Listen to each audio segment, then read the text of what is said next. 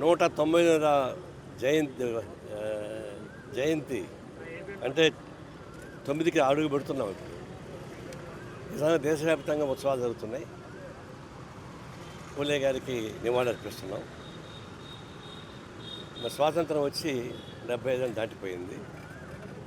మా communist party పుట్టి 100 ఏళ్ళు అయిపోయింది. ఇప్పుడు కూడా దళితులకు సంబంధించి, ఆదివాసులకు సంబంధించి, విద్యకు సంబంధించి ఇంకా ప్రత్యేక శ్రద్ధ తీసుకోవాలని చెప్తానే ఉన్నారు. అని దాన్ని బట్టి ఇన్ని దశాబ్దాలు పడుతుందా చిత్తశుద్ధి ఉంటే? అంబేద్కర్ మూలాధారమైనటువంటి కాన్స్టిట్యూషన్లో కూడా స్పష్టంగా చెప్పారు. కానీ అమలు చేయడం మాత్రం ఫెయిల్ అవుతున్నారు. అయితే అంబేద్కర్కి కానీ పూలే గారికి కానీ పోటీని బట్టి దండలేస్తుంటారు. ఎవరు వాళ్ళు అర్థం పోటీ పడి దండలేసి వాళ్ళందరినీ నార్కో టెస్ట్ పెట్టాలి.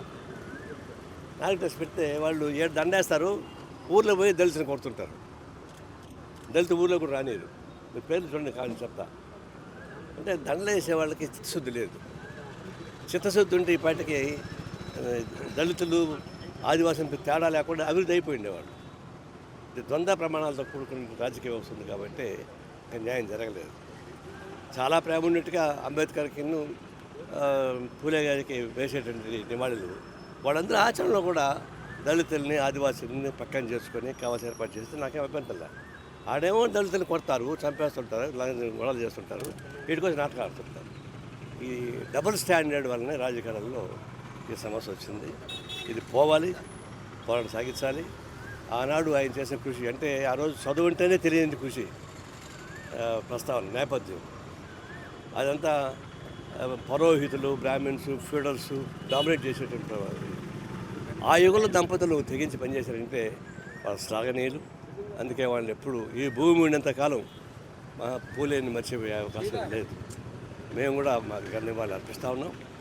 ప్రభుత్వాలు కూడా తగిన శ్రద్ధల్లో చిత్తశుద్ధితోటి ఆ వర్గాల్ని ఏర్పాటు చేయాలి. ఇప్పుడు ఏమవుతా ఉంది, ఆదివాసీలు దళితులు అంతా ఒకే క్యాస్ట్ ఏదైనా కానీ ఒకే లైఫ్ స్టైల్ వాళ్ళది.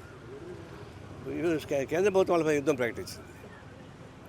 అది ఆఖరి యుద్ధం అనేటువంటి ఇది దళిత ఆదివాసుల పైన పెట్టేసి, ఆదివాసుల పైన అంత పగెందుకు అంటే పగ కాదు, వాళ్లకు చిత్తం శివుడి పైన, చూపు ప్రసాదం పైన.